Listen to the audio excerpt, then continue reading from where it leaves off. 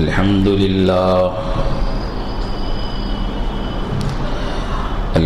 لله نحمده ونستعينه ونستغفره ونؤمن به ونتوكل عليه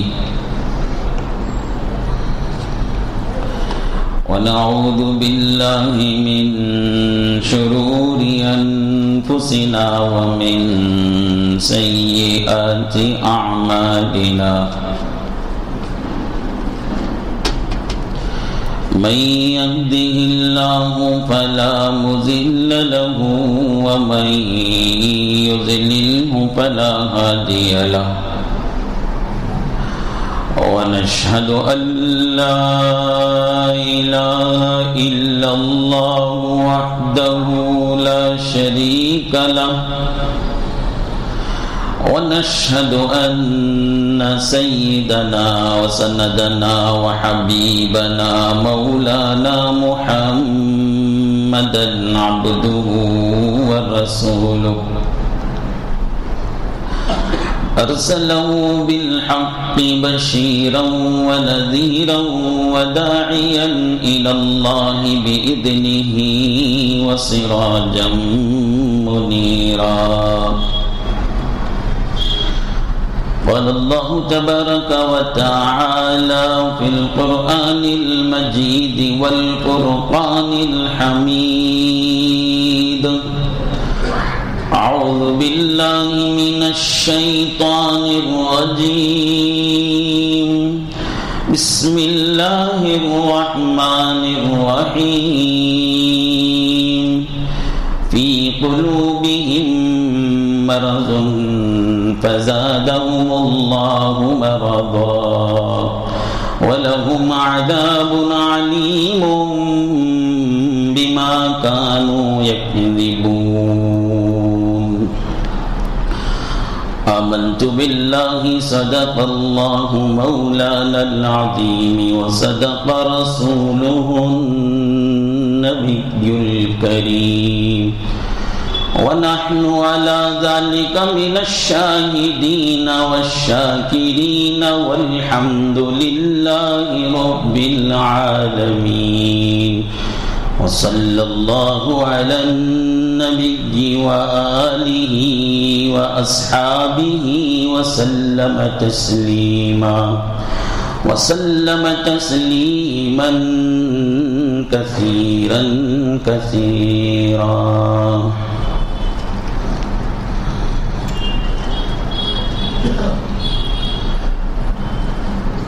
قابل احترام بزرگوں اور قابل قدر ملت کے نوجوان بھائیوں، عزیز دوستوں،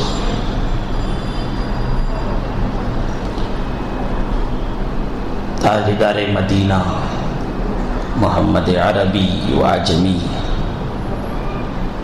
سرکار دو عالم احمد مصطفیٰ محمد مجتبیٰ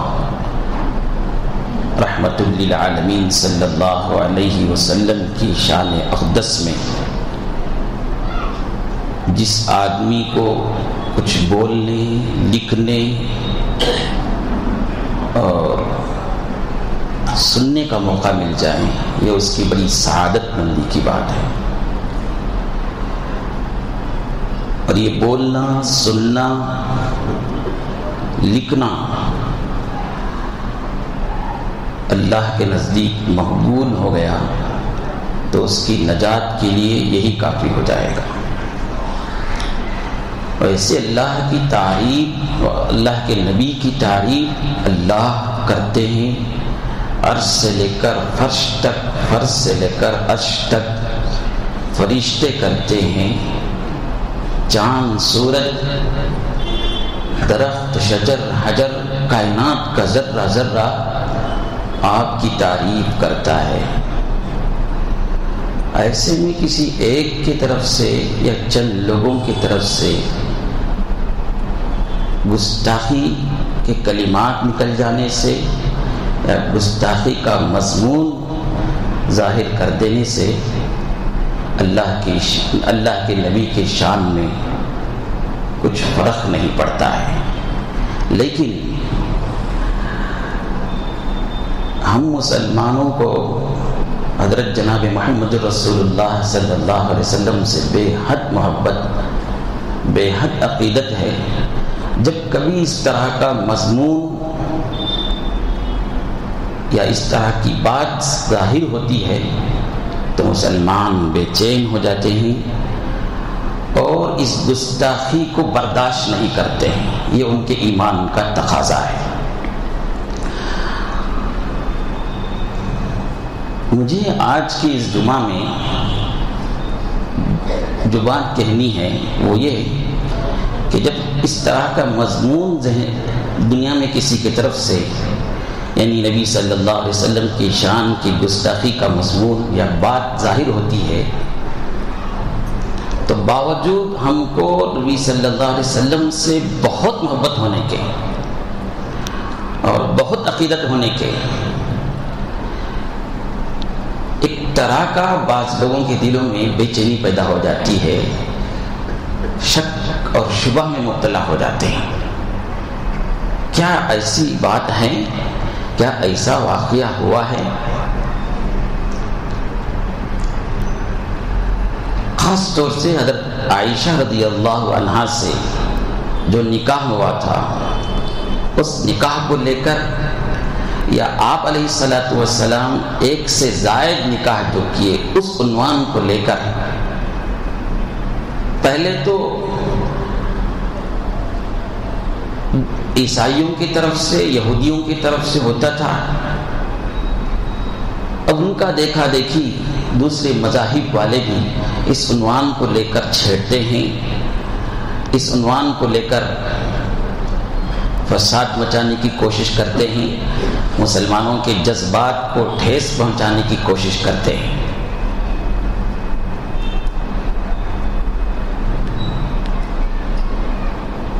تو میں آج کی اس جمعہ آپ کے سامنے یہ دو اعتراضات کے جواب بڑے مثبت انداز میں دینے کی کوشش کروں گا اور اس عنوان پر گفتگو کرنے کی کوشش کروں گا. دعا کیجئے اللہ رب العالمین اس دونوں اشکالات کے سلسلے میں جو جواب دینے والا ہوں یا جو گفتگو مجھ سے ہونے والی ہے، اللہ اس میں برکت نازل فرمائے اور سننے کے بعد جن کے دلوں میں، بولنے کے بعد جن کے دلوں میں شک و شبہ ہے وہ ختم ہو جائیں، اور اشکالات کرنے والے بھی اگر سنیں تو اللہ ان کو ہدایات سے نواز دیں، اور جن کو پہلے سے ایمان پختہ ہے، اس میں شک بھی نہیں، شبہ بھی نہیں، اللہ ان کے ایمان میں اور بھی پختگی اور برکت نازل فرمائے.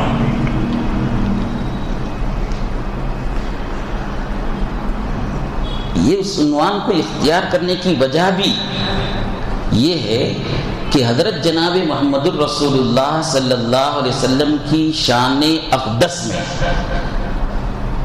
اور نبی صلی اللہ علیہ وسلم کی عظمت میں کسی کو ذرا بھی شک و شبہ پیدا ہو جاتا ہے تو پھر اس کا ایمان خطرے میں پڑ جاتا ہے. بہت سے لوگوں کا حال تو ایسا ہوتا ہے کہ وہ سنتے ہی فوراً رد کر دیتے ہیں، ایسا نہیں ہو سکتا، ہمارے نبی پر یہ الزام ہے، فوراً کہہ دیتے ہیں. بعض لوگوں کا حال یہ ہوتا ہے وہ سننے کے بعد ان کے دل و دماغ میں مختلف قسم کے اشکالات پیدا ہوتے ہیں، شک و شبہ پیدا ہوتا ہے، وہ زبان پر ان اشکالات کو لانے سے ڈرتے ہیں، لیکن وہ شک و شبہ کو لے کر جیتے ہی اسے شک و شبہ کے ساتھ ان کا جنازہ اڑ جاتا ہے. اور بہت سے ایسے ہیں جو پوچھ لیتے ہیں ہمت کر کے. تو اس لیے میں نے آج کی اس جمعہ حالات کو سامنے دیکھ کر اس عنوان کو اختیار کیا. آپ اطمینان سے رہیے، ہماری گفتگو، ہماری بات سے کسی کو ٹھیس بھی نہیں ہوگا اور ہمارے طرف سے کسی قسم کا بھڑکاؤ بیان بھی نہیں ہوگا جس کی وجہ سے کسی کو کوئی موقع ملے. بخاری شریف کی روایت ہے، حضرت جناب محمد رسول اللہ صلی اللہ علیہ وسلم کا نکاح آج سے 1400 سال پہلے اللہ کے حکم سے حضرت عائشہ رضی اللہ عنہا کے ساتھ 6 سال کی عمر میں ہوا، اور 3 سال کے بعد 9 سال کی عمر میں رخصتی ہوئی۔ اس عنوان کو لے کر حضرت جناب محمد رسول اللہ صلی اللہ علیہ وسلم کی شان میں بدگمانی پیدا کرنے کے لیے اشکالات پیدا کرتے ہیں، اور اس کا مقصد اس سے ان کا یا تو سیاسی مفاد ہوتا ہے، یا تو وہ چاہتے ہیں کہ دنیا میں یہ ذات ایسی ہے، اس کے موافقت میں بولیں یا اس کے مخالفت میں بولیں، پاپولر ہونے کا ایک اچھا موقع ہے، مشہور ہونے کا ایک اچھا موقع ہے۔ سیاسی مفاد کے لیے کہتے ہیں یا پاپولر ہونے کے لیے اس طرح کے اشکالات پیدا کر کے بدامنی پھیلاتے ہیں، یا بعض لوگ حقیقت میں جاہل ہوتے ہیں۔ ہماری سمجھداری، ہماری دور اندیشی یہ ہے کہ اس طرح کا مواد یا اس طرح کا مضمون یا اس طرح کی بات آنے کے بعد ہمارے دشمن کو اس کے مقصد میں کامیاب ہونے نہ دیں، ہم بے قابو ہو جائیں یا ہم اس کی وجہ سے قانون ہاتھ میں لینے لگیں، تو اس کا مقصد تو حاصل ہے نا۔ وہ چاہتا ہی تھا کہ فساد ہو، وہ چاہتا ہی تھا فتنہ ہو، وہ چاہتا ہی تھا کہ یہ لوگ قانون کو ہاتھ میں لیں اور تباہ ہو جائیں، حکومت وقت کی نظر میں ذلیل ہو جائیں، سلاخوں کے پیچھے چلے جائیں، ان کے نوجوان ہلاک ہو جائیں، ان کے بوڑھے بے سہارا ہو جائیں۔ وہ چاہتے ہی تھے وہ سب۔ یا آپ فاویلا مچائیں گے، بے قابو ہو جائیں گے، تو کم از کم اس کا نام تو مشہور ہوتا رہے گا نا۔ اس لیے جو قانون کے دائرے میں رہ کر بڑی دانشمندی کے ساتھ ملک کے دانشوران کو، مذہب کے دانشوران کو، علماء کرام کو ساتھ میں لے کر یہ کام کرنے کا ہے اور اسے سزا دلانے کا ہے۔ تو بہرحال وہ ایک الگ عنوان ہے۔ میں آج آپ کے سامنے جو کہنا چاہتا ہوں وہ حضرت عائشہ رضی اللہ عنہا کا نکاح کو لے کر جو اعتراض کیا جاتا ہے۔ 9 سال کی عمر میں رخصتی ہو گئی، 9 سال کی عمر سے نکاح کر لیے، وغیرہ وغیرہ، وہ ایسی باتیں ہوتی ہیں کہ ہم اسے زبان میں لا بھی نہیں سکتے، اور کسی کو میسج آئے تو وہ میسج اسے فارورڈ کرنے کی اجازت نہیں ہے۔ عام لوگوں کا حال یہ ہوتا ہے کہ وہ ایک مرتبہ کسی گندے مضمون کو، کسی گندے مواد کو ایک کو فارورڈ کرتا ہے، تو اب اسے جو ہے باقاعدہ ایک اہم کام سمجھ کر لوگ اسے خود اپنے بگاڑ کے لیے فارورڈ کرتے چلے جاتے ہیں، بولتے چلے جاتے ہیں۔ اس سے زیادہ ہم لوگ اس کے پھیلاؤ کے لیے یا اس کی شہرت کے لیے، اس کی تشہیر کے لیے ذریعہ بن جاتے ہیں۔ وہ گندے مواد کو نہ ہم فارورڈ کریں گے، نہ وہ گندے مواد کو ہم اپنی زبان میں لائیں گے، بلکہ وہیں اسی جگہ پر اسے دفن کر دیں گے۔ تو ہم اس کو وہ کیا کیا کہتے ہیں، ہم اس کو زبان بھی نہیں لائیں گے۔ اتنا ہے کہ وہ جو اشکال کرتے ہیں کہ اتنی چھوٹی بچی کے ساتھ نکاح ہوا، ایسا کہنے والے سن لیں اچھی طرح سے کہ وہ تاریخ سے بالکل ناواقف ہیں۔ آج سے 1400 سال پہلے ایک عام سا رواج تھا، یہ سماج میں یہ رواج چلتا تھا۔ 9 سال کی لڑکی سے، 12 سال کی لڑکی سے، 10 سال کی لڑکی سے نکاح ہوا کرتا تھا۔ ان سے کہو جا کر ان کی مذہب کی کتابیں کا مطالعہ کریں، ہماری مذہب کی کتابیں کا نہیں، ان کی مذہب کی کتابوں کا مطالعہ کریں۔ ان کو ملے گا رام جی نے ان کے سیتا سے جو نکاح کیا تھا، شادی کی تھی تو اس وقت ان کی 6 سال کی عمر تھی۔ اسے کیا کہیں گے آپ؟ 6 سال کی عمر تھی۔ یہودیوں کی کتاب پڑھو، عیسائیوں کی کتاب پڑھو، اس میں ملتا ہے ایک 90 پر 5 سال کا بوڑھا 8 سال کی لڑکی سے 9 سال کی لڑکی سے 12 سال کی لڑکی سے نکاح کرتا ہے. تو ایک عام رواج تھا اس وقت، ایک عام سی بات تھی، اس میں کوئی عیب نہیں سمجھا جاتا تھا، کوئی شرم کی بات نہیں تھی، کوئی عار کی بات نہیں تھی. یہ بات سمجھانے کے لیے میں آج سے 1400 سال پہلے کی اور ایک بات آپ کو سامنے رکھوں. حضرت جناب محمد رسول اللہ صلی اللہ علیہ وسلم جب دعوت تبلیغ کا کام شروع کیا تھا، دین اسلام کی دعوت دیتے تھے، تو مکے میں مدینے میں آس پاس لوگ آپ کے دشمن ہو گئے، جان کے دشمن، مال کے دشمن، عزت کے دشمن. ہر طرح سے آپ کو تکلیف پہنچانے کے لیے باقاعدہ مشورے ہوتے تھے، میٹنگیں ہوتی تھی. دار الندوہ مکہ المکرمہ میں گھر تھا، وہاں بیٹھ کر مشورے کرتے تھے. اس کا ایک منظر قرآن شریف میں کھینچا، انہ فکر وقدر فقتل کیف قدر ثم نظر ثم عبس وبصر ثم ادبر واستكبر فقال ان هذا الا سحر یوثر ان هذا الا قول البشر. بیٹھ کر مشورے کرتے تھے. کیا کس طرح محمد رسول اللہ صلی اللہ علیہ وسلم کو تانے دیں، کس طرح تکلیف پہنچائیں، کیسے ذہنی اذیت دیں، کس طرح ان کو جسمانی اذیت دیں، کس طرح ان کو ہم پریشان کریں. مشورے ہوتے تھے اس سلسلے میں. کوئی آپ کو جادوگر کہتا تھا، کوئی ساحر کہتا تھا، کوئی آپ کے راستے میں کانٹے بچھاتا تھا، کوئی آپ کے جسم مبارک پر کچرا پھینکتا تھا، کوئی آپ کی معصوم بچیوں کو طلاق دے کر رسول اللہ صلی اللہ علیہ وسلم کو تکلیف پہنچاتا تھا. ان تکلیف پہنچانے والے ابو لہب میں، ابو جہل میں، عاص بن وائل میں، بڑے بڑے دشمنوں میں کسی نے بھی آپ صلی اللہ علیہ وسلم کو حضرت عائشہ کا نکاح لے کر تانا نہیں دیا. کتنا اچھا موقع تھا نا چھیڑنے کا، تانا دینے کا. آپ پوری تاریخ کا مطالعہ کیجئے محمد رسول اللہ صلی اللہ علیہ وسلم کے اور دنیا کی تاریخ کو، کہیں آپ کو نہیں ملے گا رسول اللہ صلی اللہ علیہ وسلم کو لے کر ان لوگوں نے یہ تانا دیا ہو کہ اتنی چھوٹی بچی کے ساتھ نکاح کر لیا، اپنے آپ کو نبی کہتا ہے، پیغمبر کہتا ہے. کہیں بھی آپ کو یہ تانا نہیں ملے گا. کیوں؟ اس کی وجہ یہ تھی کہ وہاں عام سی بات تھی، سماج میں یہ رواج تھا، نکاح کرتے تھے اس طرح. کوئی ایک دوسرے کو چھیڑتا نہیں تھا اس طرح کا نکاح کرنے میں. بعد میں چلتے چلتے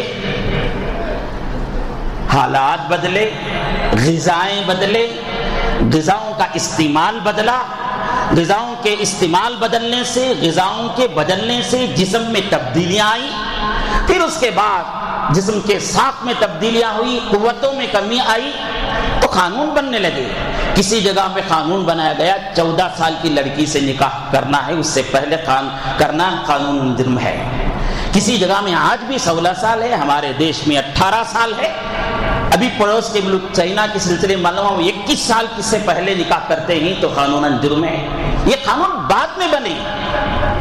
آپ ذرا اعتراض کرنے سے پہلے، اشکال کرنے سے پہلے، تانا دینے سے پہلے مطالعہ کرو، دنیا کی تاریخ کو دیکھو، تمہاری مذہبی کتابوں کو مطالعہ کرو. تمہاری مذہبی کتابیں کیا کہتی ہیں؟ تمہاری مذہبی کتابوں کو مطالعے سے معلوم ہوتا ہے کہ وہاں بھی یہ رواج تھا. اس لیے بزرگوں، عزیزوں، نوجوانوں، جب کبھی اس طرح کا حضرت عائشہ کے نکاح کو لے کر اعتراض کیا جاتا ہے یا اس عنوان کو لے کر فتنہ مچانا چاہتے ہیں تو آپ سنجیدگی سے کام لیں، جواب دیں ان کو آسانی سے. مجھے کہنا یہ ہے کہ آپ کے دل میں، آپ کے دماغ میں اگر اس طرح کا شک اور شبہ پیدا ہوتا ہے تو کیسا ہو گیا اتنی چھوٹی بچی سے نکاح، نعوذ باللہ. اس طرح کے باتیں ذہن میں آتے ہیں، بدگمانیاں آتی ہیں. تو آپ کو میں کہتا ہوں کہ یہ بدگمانی ختم کرو، یہ رواج ختم کرو. ہم نے یہ یہ اس وقت عام سی بات تھی کہ ہم نے دیکھا، ہمارے بچپنوں میں بھی آپ لوگ دیکھے ہوں گے، چھوٹی چھوٹی عمر میں شادیاں ہو جاتی تھی، یہاں تک کہ ہمارے ملک میں چھوٹے بچوں کا نکاح کے ممنوع ہونے کا قانون بنایا گیا۔ اب وہ جو تمہارے باپ دادا چھوٹی چھوٹی عمر میں نکاح کر لیے تھے، ان کو لے کر آپ چھیڑ چھاڑ کریں گے کیا؟ 5 سال کی عمر میں، 8 سال کی عمر میں ابھی بھی بعض ہمارے دیش کے علاقوں میں نکاح ہو جاتے ہیں۔ یہ ایک سوچی سمجھی سازش ہے، منصوبہ ہے۔ ہم لوگوں کو چاہیے کہ بہت ہی سوچ و بوجھ کے ساتھ، بہت سمجھداری کے ساتھ کام لیں، نہ بھڑکیں، قانون کو اپنے ہاتھ میں نہ لیں۔ ایک تو اعتراض یہ تھا، اور دوسری بات پھر نکاح، حضرت عائشہ سے نکاح کرنے کی وجہ کیا تھی؟ دیکھو، حضرت جناب محمد رسول اللہ صلی اللہ علیہ وسلم سے متعلق یہ جو بات کہی جاتی ہے کہ اتنی چھوٹی بچی سے نکاح کر کے یہ کیے وہ کیے، آپ کو میں بتاؤں، نبی صلی اللہ علیہ وسلم ایک نیک سیرت کے ساتھ ساتھ ایک دم پاک دامن آدمی ہیں۔ 25 سال کی عمر میں 40 سال کی بیوہ سے نکاح کیا ہے۔ 25 سال کی عمر میں 40 سال کے بیوہ سے، اپنے سے 15 سال کی عمر سے بڑی جو تھی ان سے نکاح کیا ہے۔ اگر ان کے کہنے کے مطابق ایسے ہوتے تو اس طرح کا نکاح ہی نہیں ہوتا تھا۔ دوسری بات، حضرت عائشہ سے اصل نکاح کرنے کی وجہ یہ تھی کہ آپ علیہ الصلوۃ والسلام کو جس طرح مردوں کے مسائل لوگوں کو بتانا تھا، جس طرح مردوں کے مسائل لوگ بتانا تھا، اسی طرح عورتوں کے مسائل بھی بتانا تھا۔ ایک ایسی فیملی ممبر کی ضرورت تھی جو باہر کے ماحول سے متاثر ہوئے بغیر آنکھ کھولے تو اچھا ماحول ہی دکھا۔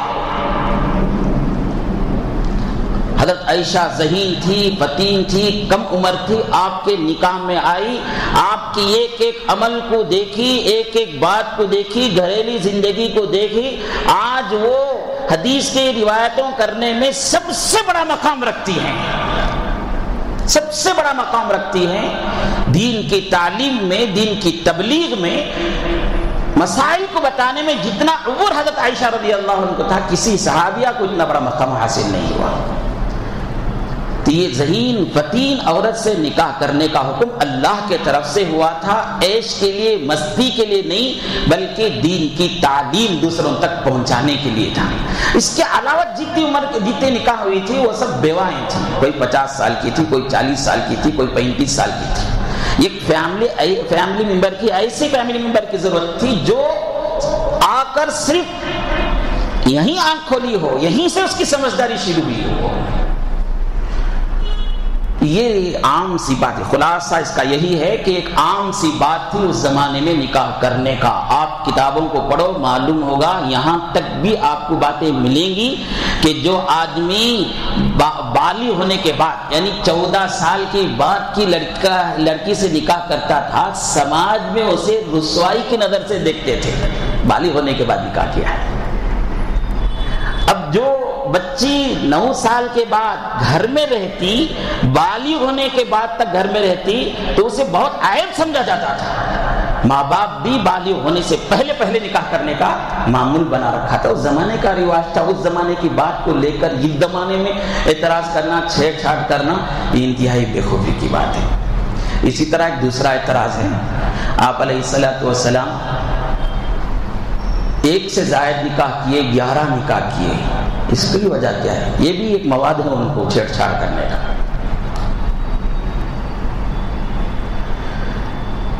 اس کا بھی جواب سن لیجئے کہ یہ بھی جو ہے کوئی موج مستی کے لیے نہیں تھا۔ موج مستی کا مقصد ہوتا تو کنواری لڑکیاں عرب کی، شہزادیاں عرب کی، صاحب ثروت مالداروں کی لڑکیاں آپ پر فدا تھی، آپ سے نکاح ہو سکتا تھا کنواری لڑکیوں سے۔ جب نبی صلی اللہ علیہ وسلم نے نبوت کا اعلان کیا تھا تو بہت سی تکلیفیں دینے کے بعد ان کو یہ محسوس ہونے لگا تھا کہ اب یہ بات تھمنے والی نہیں ہے، تو وہ صلح میں اترے تھے۔ ایک وقت آ کر آپ سے کہا تھا محمد آپ کو جادو ہو گیا ہے تو بولو ہم جادو کو ختم کریں گے، اگر تم چاہتے ہو اس دعوت و تبلیغ سے اگر حکمران بننا چاہتے ہیں تو اپنا حاکم بنا لیں گے، اگر تم یہ چاہتے ہو کہ تمہاری اس دعوت و تبلیغ سے تم کسی حسین جمیل لڑکی سے شادی کرنا چاہتے ہیں تو رؤسائے عرب کی بیٹیاں تمہاری بیوی بن جائیں گی، یہ لالچ بھی دیا گیا تھا۔ لیکن نہیں، 50 پر 4 سال کی عمر تک صرف حضرت خدیجہ رضی اللہ عنہا سے نکاح، وہ بھی بیوہ سے، انہی کے ساتھ زندگی گزاری، ساری اولادیں بھی اسی کے ساتھ ہوئی سوائے ایک کے، باقی سب حضرت خدیجہ رضی اللہ عنہا سے ہوئی 50 پر 4 سال کی عمر تک۔ تو اس کا جواب سننے سے پہلے آپ سن لیجئے کہ انسانی زندگی کے 2 پہلو ہیں، ایک باہر کی زندگی، ایک اندر کی زندگی۔ باہر کی زندگی میں جتنے مسائل ہو سکتے تھے، جتنے حالات ہو سکتے تھے، ان سب کو حضرات صحابہ نے ایک ایک کو نوٹ کیا۔ آپ کیسے چلتے تھے، کیسے پھرتے تھے، کیسے کھاتے تھے، کیسے پیتے تھے، کیسے آپ نماز پڑھتے تھے، آپ کا سجدہ کیسا تھا، آپ کا رکوع کیسا تھا، آپ کی قرات کیسی تھی، آپ کیسی تجارت کرتے تھے، آپ کیسی ملازمت کرتے تھے، ایک ایک پہلو کو حضرات صحابہ نے نوٹ کیا اور دنیا میں سے پھیلا دیا۔ کوئی مذہبی شخصیت ایسی نہیں ہوگی جس کے متعلق اس کی اقتداء کرنے والے، اس کو ماننے والے اتنا ریکارڈ کیا ہو، اس کے اعمال کو اتنا ریکارڈ کر کے ساری دنیا میں پھیلا دیا۔ گھر کے باہر کی زندگی کا کام تو حضرات صحابہ نے کیا، گھر کے اندر کی زندگی اور خصوصاً عورتوں کے وہ مسائل جو عورتیں دوسرے سے پوچھنے میں شرماتی ہیں، عورتیں مردوں سے پوچھنے میں شرماتی ہیں، ان مسائل کی تبلیغ، ان مسائل کی تعلیم ضرورت تھی۔ اس کے لیے اللہ کے حکم سے 1 سے زائد نکاح کیا گیا۔ اگر عیش کے لیے، نعوذ باللہ، موج مستی کے لیے کرنا ہوتا تو کنواری لڑکیوں سے شادی ہوتی تھی۔ مدینے پہنچنے کے بعد تو آپ کو بادشاہوں سے بھی بڑا مقام تھا، بادشاہوں سے بھی بڑا مقام تھا۔ آپ کے ماننے والوں کا حال یہ تھا کہ رسول اللہ صلی اللہ علیہ وسلم تھوکتے تو اس تھوک کو اٹھا کر شیشوں میں محفوظ کر لیتے تھے، آپ کا پسینہ نکلتا تو اس پسینے کو آپ کا شیشوں میں رکھ کر محفوظ کر لیتے تھے، آپ وضو فرماتے تھے، وضو کا پانی زمین میں گرنے نہیں دیتے تھے۔ اتنی محبت کرنے والے آپ ان کی کنواری بیٹیوں سے نکاح کر سکتے تھے، کنواری لڑکیوں سے نکاح کر سکتے تھے، نہیں، تعلیم مقصد تھی، تبلیغ مقصد تھی، عورتوں کے مسائل کی تعلیم تبلیغ مقصد تھی۔ اس لیے جس عورت میں یہ صلاحیت دیکھی گئی، یہ سمجھداری دیکھی گئی، ان سے نکاح کیا۔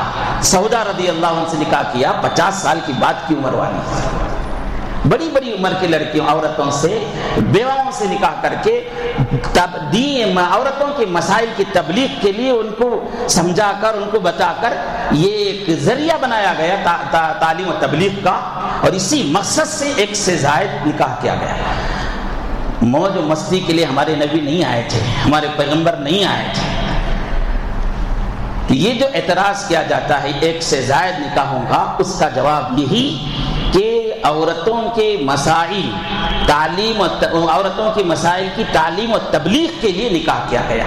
ہمارا مذہب ایسا نہیں ہے کہ صرف پیدا ہو جائے اس کے بعد جانوروں کی طرح جئیں، نہیں، ہاں، گہوارے سے لے کر جنازے تک، بلکہ قبر میں جانے تک جو مسائل، جیسے مسائل ہیں، سب کا بھی حل پیش کرنے کے لیے مذہب اسلام ہے۔